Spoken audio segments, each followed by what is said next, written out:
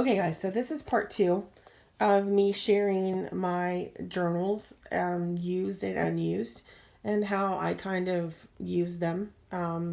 Or if you watched part one already, I asked the question of like, what do you do with the ones that you didn't finish, and there's like paper still in them, and you don't want to just waste the paper, but you also don't want one journal to have 2018/2022. Like, what do you do to finish off that journal without having two random years in the same journal? So let me know in the comments below on this video too if you happen to watch this one first.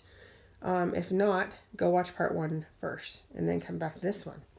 So, okay, so what I was getting to is I showed these other videos, oh my gosh, notebooks, the ones that I have not finished and the ones that I find that I do actually finish and how that works for me.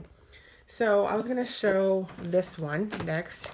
This is the case of like, I got this notebook at Walmart, and I thought it was really pretty, and I stuck some like stickers on it.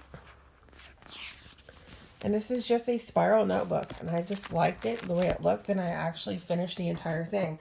That works for me when I have a non fancy, like a more flexible journal where I can just put everything in my life in one book, and I don't feel like it has to be like pretty, then I actually finish it, if that makes sense. So this was when I was in counseling and she was giving me like some journaling prompts, and this book literally contains everything that was going on in my life at the time. There's stickers, there's washi. I did some like art kind of stuff in this book. And then the next one that I will show you, there's some kind of private stuff in here, so I'm going to flip through some of the journaling stuff. There's some like self-care things in here, some things about my kids. And I stapled some of those like ephemera in, as you can see here. But yeah, I found that when I have just a pretty notebook, or something that I don't feel like I have to keep it neat and clean, that I will actually finish it. So that works for me. And I'll show you an example of like a very nice journal that I did not finish. And it makes me feel kind of bad because like I said before, what do you do with the unused journals if you don't want to put two different random years in the same book? So this particular one I'm going to show you next, I feel like I should like use it next and write in it next, because like I don't want 2 years to go by and I find it and then it has 2021 in it and it's like 2023 and I'm like, ugh, I don't want to put 2023 with 2021. Does that make sense? Hopefully it does. So I think the ones that like the one I'm about to show you, as you can see here, like I had some like I forgot what those are called.